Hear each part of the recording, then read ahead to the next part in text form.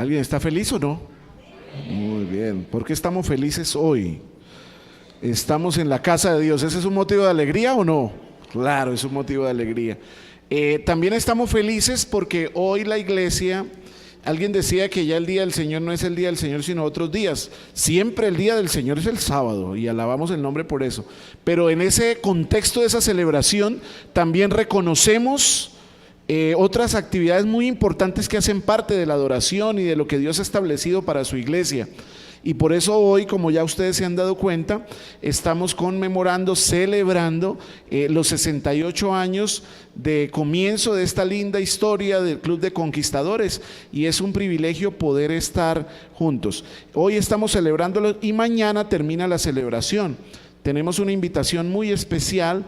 Mañana 16 de septiembre a las 9 de la mañana tendremos nuestro culto metropolitano juvenil en la iglesia de Sarón, así que todos están cordialmente invitados, especialmente es para los jóvenes, pero vamos a tener un momento espiritual de adoración, un momento de consagración, de búsqueda de Dios, y luego vamos a tener un momento recreativo, de compartir, de pasar un momento agradable. Así que lo animamos para que usted pueda hacer planes y mañana pueda estar con nosotros. Quiero contarles que hay cosas difíciles del ministerio pastoral, muchas cosas difíciles, pero recuerdo que para mí, quizás por mi formación, por mi timidez o por no sé qué, una de las cosas difíciles del ministerio era tener que disfrazarme para alguna actividad. Y lo digo porque ustedes saben que hay momentos donde hay programas de escuela sabática en que usted se tiene que vestir de pescador, o de Pedro, o de Sansón, o de Noé, o de alguien. Y para mí eso era muy difícil. Entonces, cuando yo tuve que empezar de ministro asociado en Bucaramanga, llegó un momento en que la directora de escuela sabática me buscó. Y entonces, cuando ninguno de los hermanos quiere, pues el candidato es el asociado, ¿cierto? Cuando el hermano no quiere, entonces digámosle el asociado, porque ese sí ya no me puede decir que no. Y entonces va la hermana y me dice: venga, pastor, necesitamos que se vista de Noé. Cuando me dijo eso, hermana, a mí se me fue todo al piso, porque yo no me voy a disfrazar, yo soy malo para eso. Entonces yo le dije: hermana, mire, qué pena, discúlpeme. Si quiere yo hago todo lo que usted quiera, si quiere yo reemplazo a la señora que hace todo el aseo de toda la iglesia, pero por favor no me ponga a disfrazarme de Noé. Mire que es que no tengo a nadie, que es que no. Y ese día fue bastante tenso, hermanos, para mí. ¿Qué creen? ¿Me disfracé o no me disfracé? No me disfracé. Le dije: hermana, discúlpeme. El pastor me llamó y me dijo: compañero, ayudémosle a la hermana, es que ella no tiene. Le dije: pastor, discúlpeme, la cosa es tan crítica que estoy dispuesto a ir a otra iglesia, entonces si me toca. Así me puse yo La verdad, no es fácil disfrazarse, no es fácil disfrazarse. Recuerdo que finalmente me tocó disfrazarme para una actividad después, porque estaba llevando a alguien a la iglesia y a él lo involucraron. Y en fin, disfrazarse tiene cosas interesantes. Yo recuerdo que una niña de la iglesia era jovencita y tuvieron que volverla abuelita, persona mayor. Y era una jovencita, y entonces la maquillaron de tal manera que cuando usted la veía, usted pensaba que realmente era una persona mayor ya, porque el maquillaje puede lograr grandes cambios en la persona, ¿cierto? Y yo quiero que hoy, hermanos, hablemos un poquito en el marco de la celebración del Día del Conquistador sobre la identidad. Y esa identidad tiene que ver un poquito sobre cuando nosotros no somos realmente lo que debemos ser. Y yo quiero preguntarle a usted en esta mañana: ¿qué es lo que debemos ser nosotros cuando pertenecemos al pueblo de Dios? Somos hijos de Dios. ¿Está bien? Dígale al que está al lado: ¿usted es un hijo de Dios? Dígale al que está al lado: usted es un hijo de Dios. Y los hijos de Dios necesitamos ser eso, hijos de Dios. No necesitamos disfrazarnos de hijos de Dios.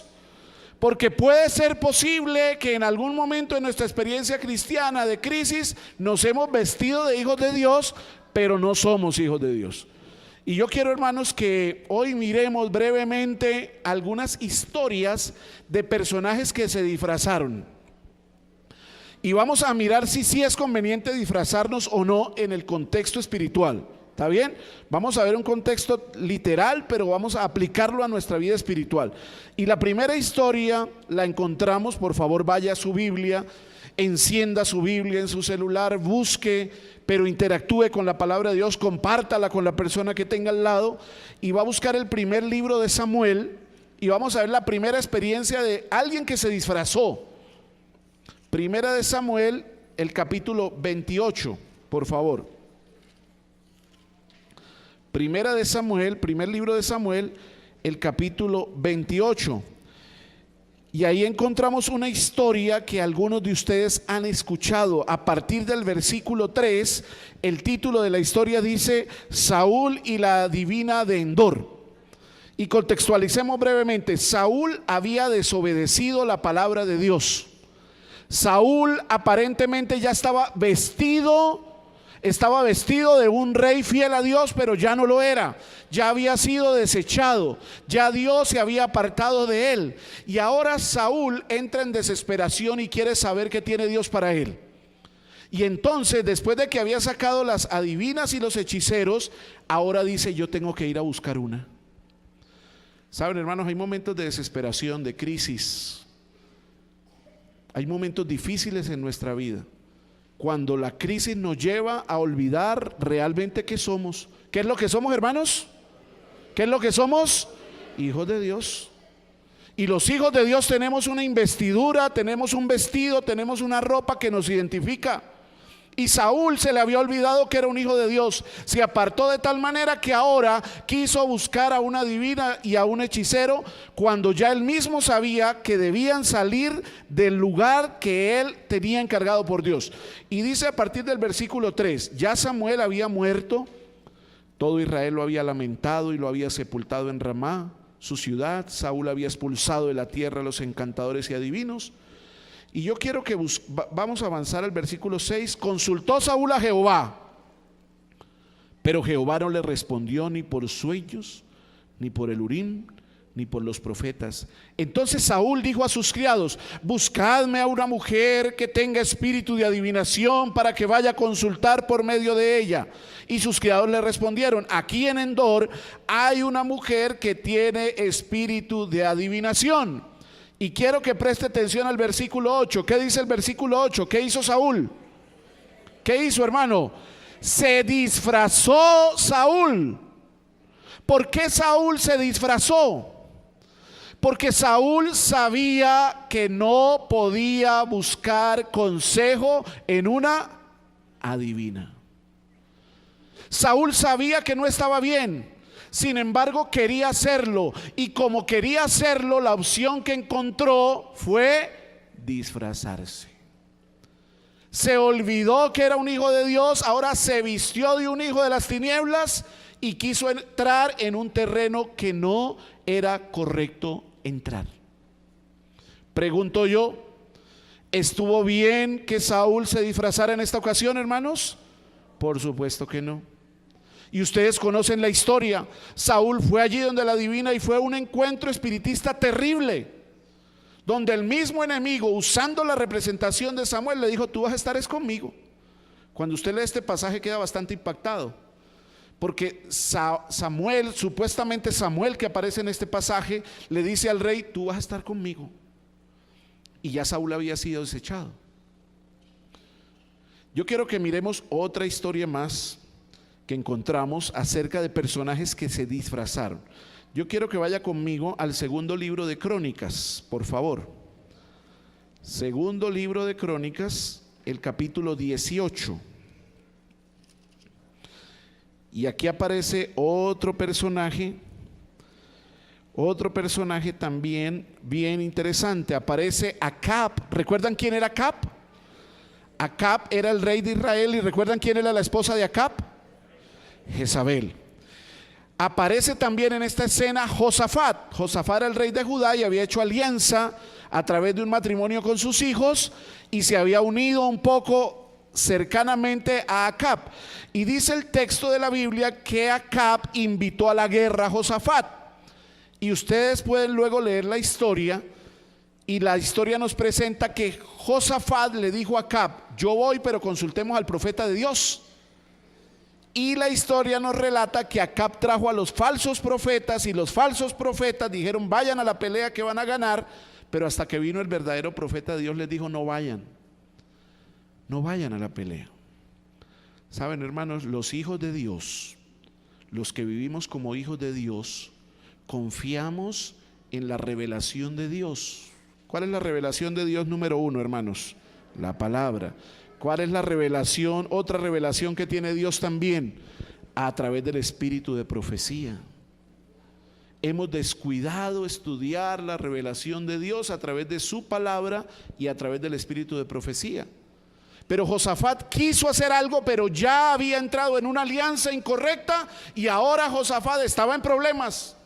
Y yo quiero que vaya conmigo, por tiempo no podemos entrar en cada detalle, pero quiero por favor que vaya conmigo y vamos a leer el versículo 27 del capítulo 18. Micaías dijo: si tú vuelves en paz, no ha hablado Jehová por mí. Dijo además: oíd pueblos a todos. Subieron pues el rey de Israel. ¿Quién era el rey de Israel, hermanos? Ya les dije ahorita. ¿Quién era? Acab. Y Josafat, que era el rey de Judá, a Ramot de Galaad. Verso 29. Y dijo el rey de Israel a Josafat. ¿Qué le dijo, hermanos, los que tienen el texto? ¿Qué le dijo? Yo me disfrazaré para entrar en la batalla, pero tú, ¿qué le dijo a Josafat? Vístete de las ropas, ¿qué? Reales. Ahora yo hago una pregunta: ¿Josafat era rey también o no? ¿Si era rey o no? Sí, era el rey de Judá, pero la batalla era contra Israel. Y ahora Acab le dice: mire, hagamos esto. Yo me voy a disfrazar de guerrero y entro a la batalla, pero tú te vas a disfrazar de rey. Es decir, él era el rey pero de Judá.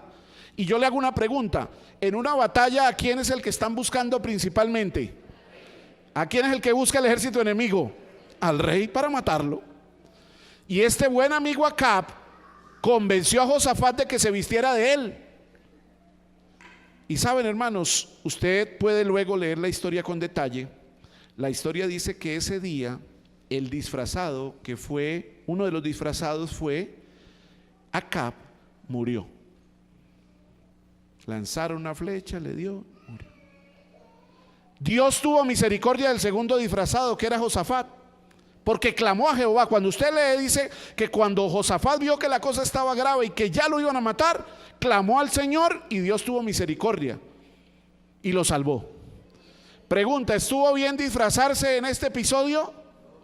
No estuvo bien disfrazarse. Y quiero que miremos un tercero. Por favor, vaya conmigo a Génesis. Génesis, el primer libro de la Biblia. Y vamos a ver un tercer episodio donde hubo un disfraz también. Génesis capítulo 27. Conocen la historia de dos hermanitos mellizos que nacieron de una linda pareja. ¿Ustedes saben cuál es la pareja más estable de toda la Biblia? Isaac y su esposa. Es la pareja más estable. Ellos se conocieron, a los 40 años se casó Isaac. Se demoraron 20 años en tener un hijo. A los 60 por fin ella quedó encinta y nacieron sus dos hijos. ¿Recuerdan cómo se llamaban los dos hijos? Jacob y Esaú. Y esta historia es bien interesante, hermano. Usted recuerda que desde el vientre la cosa estaba complicada, ¿cierto? Salió Esaú. ¿Saben? Yo entendía mal esta historia. Yo entendía esta historia que el pobre Esaú iba saliendo y Jacob lo que hizo fue tirarlo para abajo, ¿no? Porque dice que le agarró el calcañar cuando iba saliendo. Pero realmente lo que pasó allí fue que ellos debían salir, y lo que hizo Esaú, según el registro de los estudiosos de la Biblia, fue que Esaú era el que no lo quería dejar salir, y él trataba de aferrarse para poder salir del vientre. Y el pasaje dice que de ahí salieron dos naciones. Pero según la cultura, el que merecía la primogenitura era ¿quién? ¿Esaú o Jacob? Según la historia, ¿quién era el que tenía el derecho a la primogenitura? Esaú, que era el mayor. Era cazador, era hombre de guerra, Jacob salió más consentido, más de casa. Y saben, hermanos, esto es bien interesante. Yo no sé cuántos de ustedes han sido consentidos. A ver, ¿hay hijos consentidos aquí? ¿Algunos no? Algunos levantan la mano con cara de consentidos, la levantaron. Yo fui el hermano mayor de mi familia. Y yo, al parecer, hay una expresión bastante terrible que a mí me la endosaban. ¿Y usted ha escuchado la expresión ennaguado o no? ¿Sí la ha escuchado? La palabra ennaguado quiere decir que uno anda bajo las enaguas de la mamá, ¿cierto? Entonces por eso le decían. Y entonces cuando yo creo que yo era de la línea de Jacob más que de la línea de Esaú, porque mi papá me decía: Ludwig, vamos allí a hacer esto, y yo le decía: yo me quedo con mi mamá. Y entonces a mi papá le gustaba ir al fútbol y le gustaba ir a ver partidos de fútbol, y decía: Ludwig, alista que nos vamos para fútbol, y yo me ponía a llorar y me tocaba quedarme con mi mamá. Y parece que la historia bíblica dice que Esaú era un hombre de guerra, un hombre que le gustaba la casa, y eso le gustaba a Isaac, su padre. Pero en cambio Jacob estaba en la casa, ayudaba a organizar. Bueno, a mí me faltó aprender a organizar, ese no es mi más fuerte. Pero Jacob estaba siempre en la casa. Y ahora no vamos a entrar a detallar toda la historia, pero solo quiero que preste atención de algo. Llegó el momento de darle la bendición al primogénito, y el primogénito era Esaú. Y ahora su padre lo envió de casa, y la mamá de Jacob le dijo: hijo, vamos a hacer algo. Ella quería la primogenitura para su consentido, que era Jacob. Y ustedes conocen la historia, hermanos. Yo quiero que usted vea solamente, vamos a leer desde el versículo 30. Aconteció luego que Isaac acabó de bendecir. Bueno, vamos ahora a leer un poco atrás. Vamos desde el versículo 18. Entonces este fue a su padre y dijo, desde el 14, vamos a contextualizarlo completo. Entonces él fue, los tomó y los trajo a su madre, y su madre hizo un guisado como a su padre le gustaba. Después tomó Rebeca. ¿Qué tomó Rebeca, hermanos? ¿Los vestidos de quién? De Esaú. Tomó los vestidos de Esaú, Rebeca, ¿y qué hizo con ellos? Los más preciosos que tenía en casa, y vistió ¿a quién? Es decir, según el texto bíblico, lo que estaba haciendo su mamá era disfrazándolo ¿de quién? De Esaú. ¿Para quién era la bendición de la primogenitura? Para Esaú, pero su mamá quiso disfrazar a su hijo para que recibiera esa bendición que no le correspondía, y lo vistió. Y dice el texto que luego con las pieles de los cabritos cubrió sus manos. Resulta que Esaú era velludo. ¿Cuántos son velludos? A ver, que tienen bastante aquí, algunos velludos. Esaú era velludo, en cambio Jacob era lampiño, no tenía vellos. Y su mamá, para disfrazarlo completamente de Esaú y engañar a su padre, que ya no veía. Saben, hermanos, yo no entendí esta historia. Les voy a confesar algo. Yo no creía mucho en esta historia. ¿En qué sentido? En que me costaba creer cómo Isaac no iba a reconocerlos. Pues por más que no vea hombre, ¿cierto? La entendí más hasta que mi abuelita perdió su visión. O sea, la perdió en el sentido en que se le deterioró, como le pasó a Isaac. Porque una vez tuve que ir donde mi abuelita, y ella me confundió con mi hermano. Y resulta que mi hermano es la mitad de lo que soy yo. Yo peso 110 kilos y él pesa como 80. Y mi abuelita me dijo: hola, Mauricito. Y yo le dije: no, mamá, soy Ludwig. Entonces vi que sus ojos se entrecerraban y ella ya no podía distinguir bien. Ese día yo entendí mejor esta historia, porque el texto dice que Isaac estaba ahí y él no entendía y decía: pero venga, es que Esaú no es así. Entonces él le largaba las pieles del cabrito para que tocara y viera que sí era velludo. Yo les hago una pregunta, hermanos. ¿Esta tercera historia de disfraces terminó bien o terminó mal? ¿Cuánto sufrimiento le costó a Jacob disfrazarse de Esaú? Dice la señora White que a él le tocó huir de su casa, apartarse de sus padres, de los suyos, y vivir prácticamente exiliado. Y ustedes conocen la historia, cuánto le costó regresar, el sufrimiento, la angustia que tuvo que padecer Jacob para volver. Hemos visto 3 historias de disfrazados. ¿Cuál fue la primera historia que vimos del primer disfrazado, hermano? ¿Quién la recuerda? ¿Quién fue el primero que se disfrazó? Saúl. ¿Recuerdan? Se disfrazó. Se le olvidó quién era. Se le olvidó que era el rey de Dios. Se le olvidó que no debía ir a esos lugares y se disfrazó para poder llegar donde no debía estar. ¿Quién fue el segundo disfrazado que pudimos analizar en la historia? Acab. Se disfrazó de guerrero y Josafat se disfrazó de rey y la misericordia de Dios lo salvó, pero en cambio Acab ese día falleció en la batalla. Y la tercera historia de personajes que se han disfrazado la encontramos aquí. ¿Quién es el tercero, hermanos? Jacob se disfrazó. Saben, hermanos, nosotros necesitamos comprender en este tiempo que todo aventurero, todo conquistador, todo guía mayor, todo líder juvenil, todo miembro de iglesia necesita entender la importancia de vivir una vida transparente delante de Dios. Y no solo delante de Dios, sino delante de los hombres. Yo he escuchado, ¿usted ha escuchado esta expresión? Yo desde que agrade a Dios, ¿qué me importa lo que piense la gente? ¿Ha escuchado esa expresión o no la ha escuchado? ¿Sí? Alguno de ustedes de pronto hasta la ha dicho, ¿cierto? Uno a veces la dice cuando está bastante molesto con algo, ¿cierto? Uno dice, yo desde que agrade a Dios a mí no me importa lo que piense la gente. Y yo le hago una pregunta, ¿será que sí importa lo que piense la gente o no? ¿Sí importa o no importa? Claro, usted lo encuentra en la Biblia.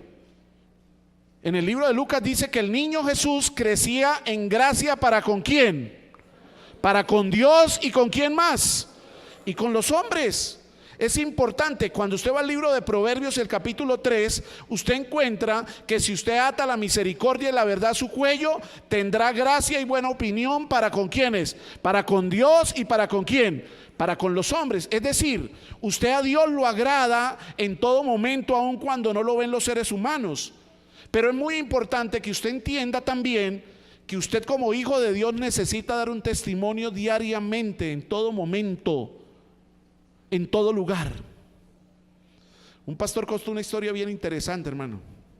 Él contó que una vez con su carrito lo lavó, lo arregló, lo limpió bien bonito y salió un viernes con su carro flamante, limpio, lindo. Iba por una de las calles de la ciudad cuando un taxi pasó el pare de largo, no lo vio y le golpeó su carro y lo dejó achicharrado por la parte del frente. El pastor nos contaba que él se bajó histérico porque su carrito lo tenía cuidadito, él iba bien, era prudente, era cuidadoso, y ahora este bendito se come el pare y viene y lo estrella. Y él se bajó del carro molesto, iba a pelear, y cuando se bajó del carro a pelear, el señor del taxi se baja y le dice: ay, pastor, menos mal que fue con usted que me estrellé. Qué tremendo, hermano. Qué tremendo que nosotros a veces olvidamos a quién representamos. Yo no sé si ustedes son tan humanos como yo, o ustedes son más ángeles que yo, pero hay momentos donde uno pierde el control en algunas circunstancias, hermano. Y hay momentos donde a uno se le olvida. Yo recuerdo que hice esta broma a un hermano de la iglesia. Iba él en el carro adelante y yo empecé a pitarle. Y le pitaba y le pitaba y le pitaba, y ese pobre yo lo veía desesperado hasta que no aguantó, paró el carro y se bajó y abrió la puerta hasta que me vio a mí. Saben, hermanos, nosotros no debemos olvidar quiénes somos en todo momento. Y yo quiero que miremos esta última historia. La encontramos en el libro de Mateo capítulo 22. Y aquí encontramos al último disfrazado de este sermón. Mateo capítulo 22. Mateo capítulo 22. Saben, hermanos, a través de la historia han existido bodas muy famosas. Los que tenemos unos añitos, bueno, yo me alcanzo a acordar del tema por mi mamá. Yo no soy tan mayor, pero yo me acuerdo que hubo mucho revuelo cuando se casó hace muchos años atrás una dama que ya falleció, que se llamaba Lady Di. ¿Sí se acuerdan de esa boda algunos o no? Yo me acuerdo que eso fue todo un acontecimiento. Mi mamá decía, y yo escuchaba, yo era niño y escuchaba que la boda de Lady Di, y esto era tremendo. Creo que la proyectaron, la pasaron por televisión, en fin. Hay bodas muy interesantes. Una de las bodas más famosas fue por allá un jeque árabe que construyó un estadio para su boda. Habían 20,000 invitados y él hizo un estadio para su boda y costó más de 30,000 millones de pesos esa boda. Han habido bodas muy importantes, pero yo quiero, hermano, que nosotros miremos en Mateo 22 para ir cerrando. Miremos una historia bien interesante. Respondiendo Jesús, por favor vaya a la Biblia.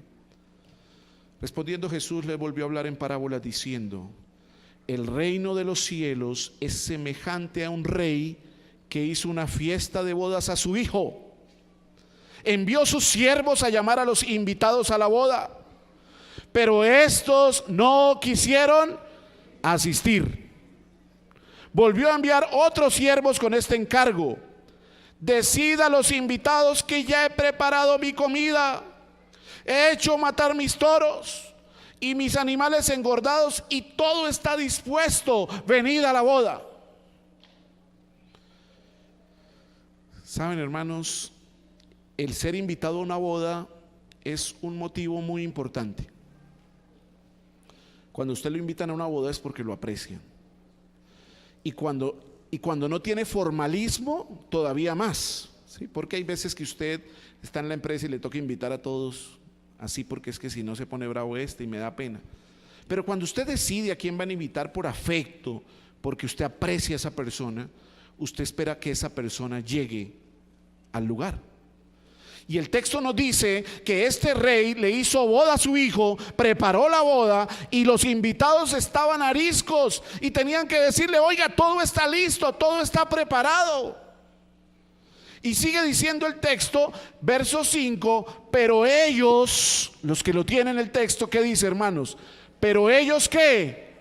Sin hacer caso, ellos sin hacer caso se fueron.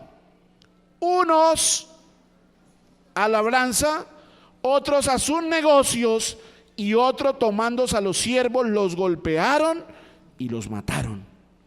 Al oírlo el rey se enojó y enviando sus ejércitos mató a aquellos homicidas y quemó su ciudad. Entonces dijo a sus siervos: la boda a la verdad está preparada, pero los que fueron invitados no eran dignos. Yo le hago una pregunta, hermano, en esta mañana, ya tarde. ¿Será que nosotros, le hago una pregunta antes? ¿Alguna vez usted ha sido invitado a algo? Así sea un cumpleaños, a una boda. ¿Cuántos han sido invitados a algo? Bien, esto es un momento importante, cuando uno lo invitan a algo. Y uno tiene que alistar su ropa, y si va a dar un regalito, y si va a dar alguna cosa, y entonces uno tiene que prepararse para eso. El texto dice, hermanos, que los invitados estaban invitados a esa boda, pero cuando llegó el momento ellos no estaban preparados para ir a la boda.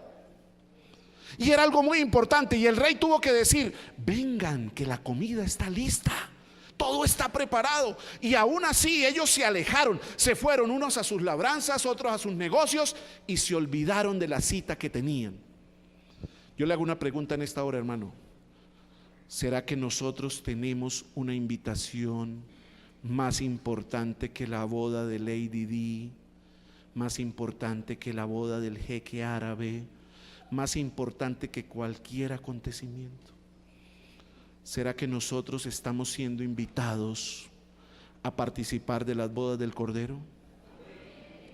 ¿Cuántos en esta mañana, ya tarde, reconocen que están siendo invitados a las bodas del Cordero? ¿Cuántos de ustedes, hermanos, en esta mañana reconocen que si están siendo invitados a las bodas del Cordero, necesitan hoy empezar a prepararse para ese gran acontecimiento? Necesitamos preparar todo. necesitamos estar listos, necesitamos pasar tiempo de comunión con el Señor, porque no es justo que el cielo tenga que venir y decir: mire, Ludwig, ya tengo el cielo listo, son calles de oro, vamos a jugar con los animales. Y aún así yo digo: voy a mi labranza, voy a mi negocio, voy a mis planes.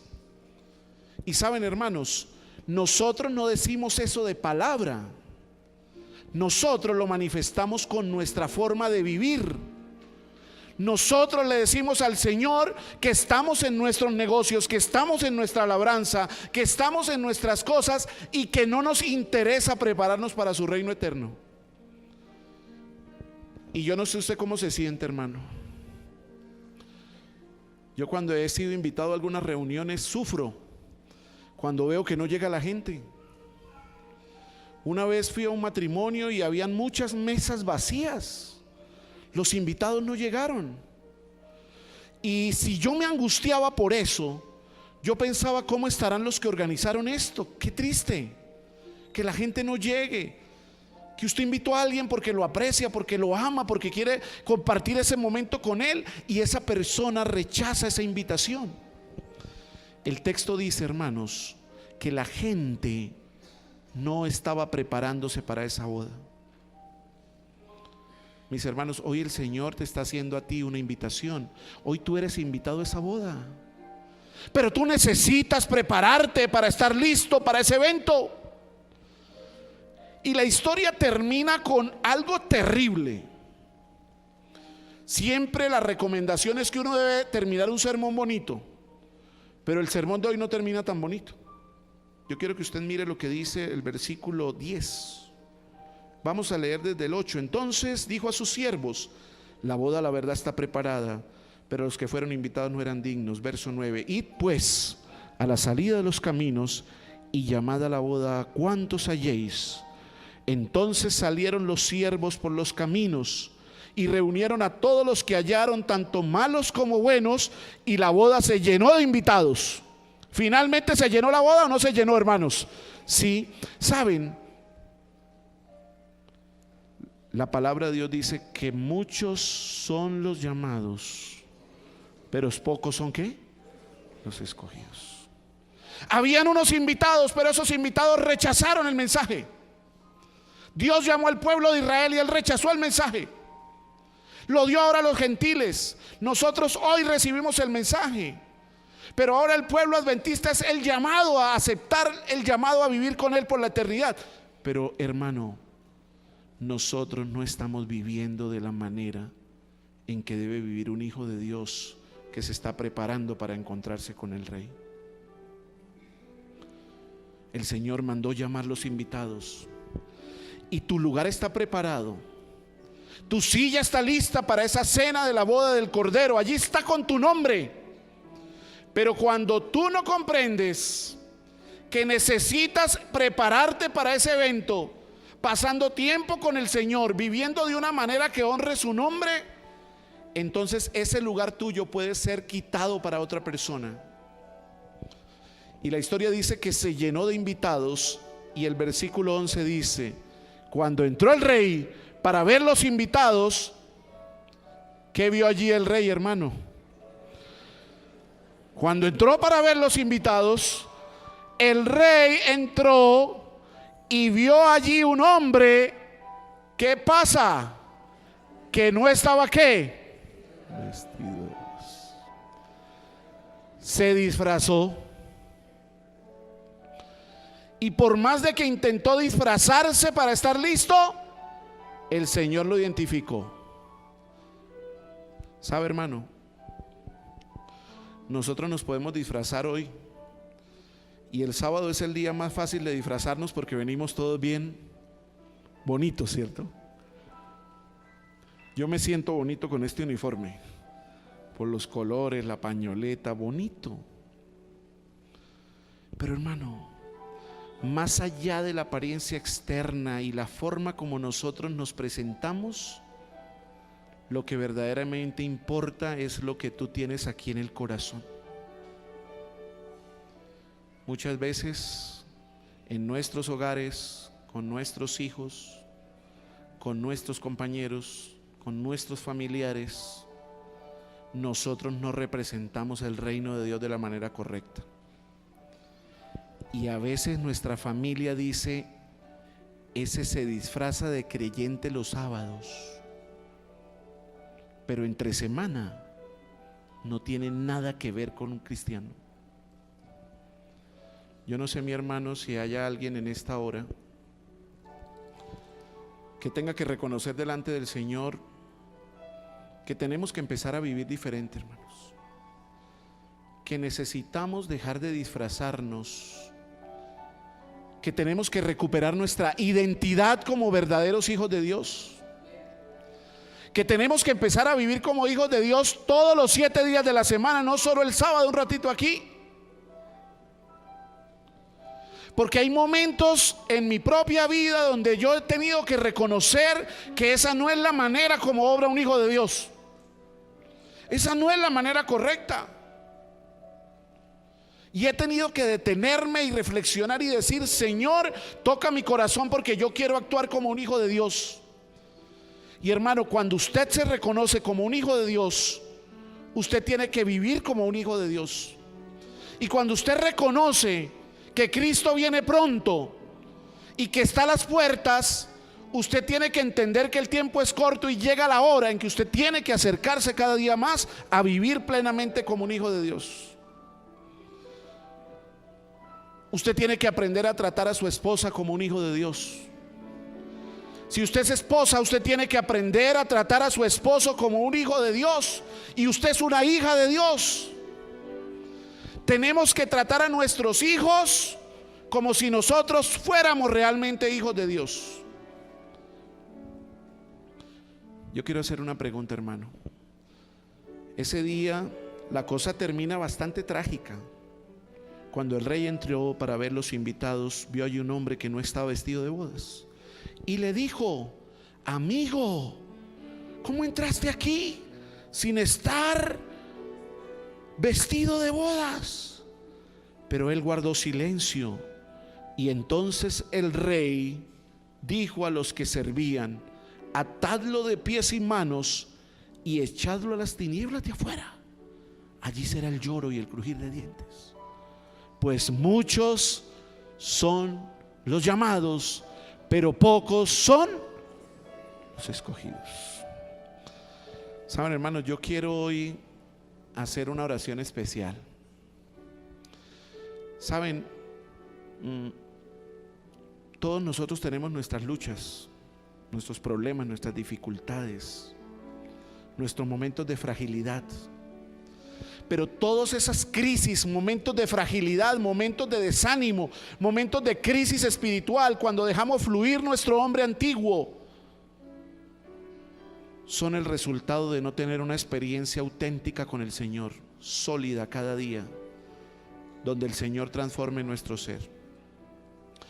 Y por eso yo hoy quisiera hacer una oración especial y quiero preguntar: ¿será que hay alguien que quiere colocarse de pie allí donde está y decirle al Señor: Señor, yo necesito prepararme para esa fiesta maravillosa de las bodas del Cordero, porque no me estoy preparando como debe ser? Si hay alguien que quiere decirle eso al Señor, colóquese de pie donde está.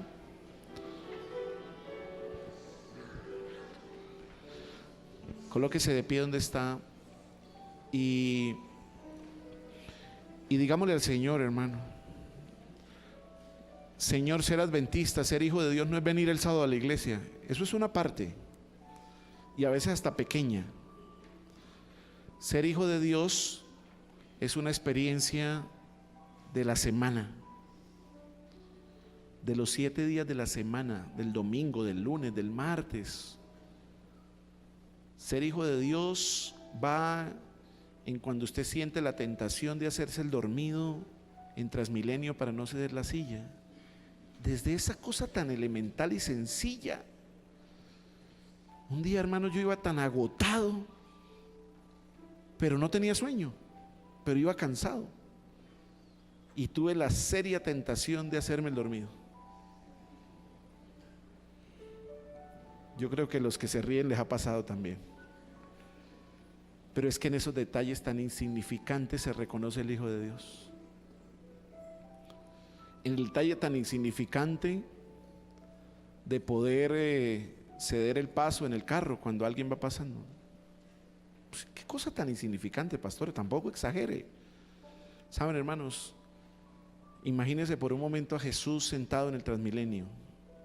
Imagínese a Jesús conduciendo, imagínese a Jesús siendo provocado por un compañero de trabajo que le tiene la guerra a usted y que usted ya no aguanta y usted ya también le está haciendo la guerra. Y piense por un momento cómo viviría Jesús en esta tierra.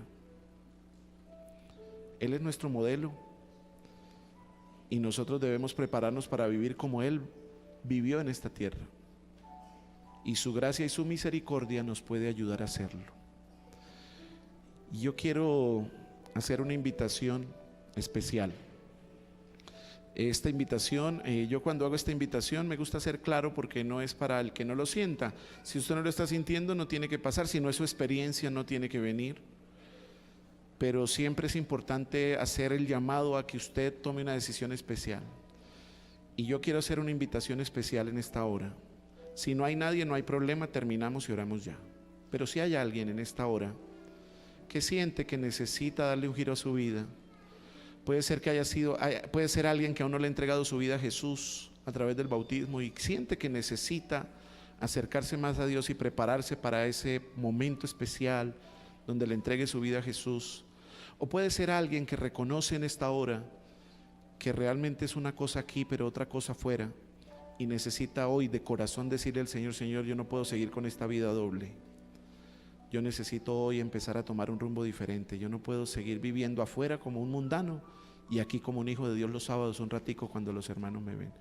Yo quiero preguntar, ¿habrá alguien que quiere venir aquí adelante y decirle al Señor: Señor, yo necesito un cambio completo, necesito que tú toques mi ser, necesito dejar de vivir allá donde estoy y necesito empezar a vivir una vida nueva? ¿Habrá alguien que quiere que hagamos esa oración por él? Aquí tenemos una mujer valiente. Vengan aquí adelante. Yo quiero hacer una oración especial con ustedes porque hoy está abierta la oportunidad. Hoy el Señor quiere que nosotros entendamos la importancia de no vivir disfrazados de hijos de Dios allá afuera, de no vivir vestidos de lo que no somos. Y necesitamos empezar a entender que hay que dar un giro, hermano, porque todavía hay tiempo. No, yo no paso porque van a decir que yo vivo una vida doble, qué pena. No, hermano, no tenga temor. ¿Qué importa lo que alguien pueda interpretar? Pero lo importante es que usted pueda hoy hacer un compromiso con Dios. ¿Habrá alguien más que quiere venir aquí adelante y hacer hoy un compromiso con Dios y decirle: Señor, no quiero disfrazarme más, quiero tener mi propia identidad como un hijo de Dios? Muy bien, hermanos, ustedes han venido aquí porque son valientes. Quizá yo no hubiera venido, allá sentadito hubiera dicho: Señor, ayúdeme, usted sabe lo mío. Pero ustedes vinieron aquí porque son valientes, porque aman a Dios, porque quieren hacerlo mejor. Así que vamos a terminar en esta hora poniéndonos de rodillas delante de Dios, hermanos. Los que puedan hacerlo, nos vamos a arrodillar.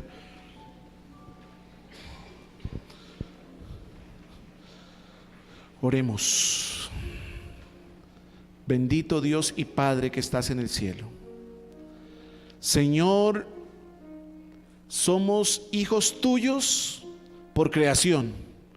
Tú nos creaste, Señor, pero queremos darte la gloria, la honra y la alabanza, Padre, en esta hora, porque reconocemos el valor que tú nos has dado al hacernos tus hijos por redención a través del sacrificio de Jesucristo en esta tierra, Señor. Y acá hay un grupo de personas que vinieron aquí adelante, Padre, valientes ellos, que reconocen que necesitan tomar un rumbo diferente, que necesitan de poner ese disfraz que a veces nos ponemos creyendo engañarte, creyendo engañar a los que nos rodean. Pero Señor, venimos aquí adelante porque comprendemos tu gracia, tu misericordia, comprendemos que tú, a pesar de nuestros errores, de nuestras fallas, tú hoy todavía nos extiendes tu mano y nos dice: hijo mío, ven a mis brazos, yo puedo limpiar tus heridas, yo puedo limpiar tus culpas y puedo darte una nueva oportunidad para que tú realmente te vistas de boda y puedas estar conmigo por toda la eternidad. Padre, gracias por este grupo, personas que pasaron aquí adelante. Si ellos ya entregaron su vida a ti, Señor, obra a través de tu Espíritu. Si alguien no ha entregado su vida a través del bautismo, Señor, prepárale para que pronto pueda descender a las aguas del bautismo y pueda hacer un pacto contigo, Padre. Padre, pero muchos nos hemos colocado de pie también allí en la iglesia, porque entendemos, Padre, que el cristianismo es mucho más que una profesión, es mucho más que eso, es una experiencia, una vivencia. Padre, permite gozarnos con el hecho de ser tus hijos y juntos como pueblo prepararnos para el reino de los cielos. Danos tu bendición, Padre. Bendice a los clubes de la iglesia, a los chicos, a los aventureros, a los conquistadores, a los guías mayores, a los líderes juveniles, a nuestros hijos. Bendícelos, Señor, y permite que como cuerpo unido trabajemos juntos en la proclamación del Evangelio. Te lo agradecemos en el nombre de Jesús. Amén y amén. Hermano, por favor, el que tiene al lado, dele un abrazo y dígale: tú eres un hijo de Dios. Nunca te disfraces de otra cosa. Dígale eso al que tiene al lado: tú eres un hijo de Dios.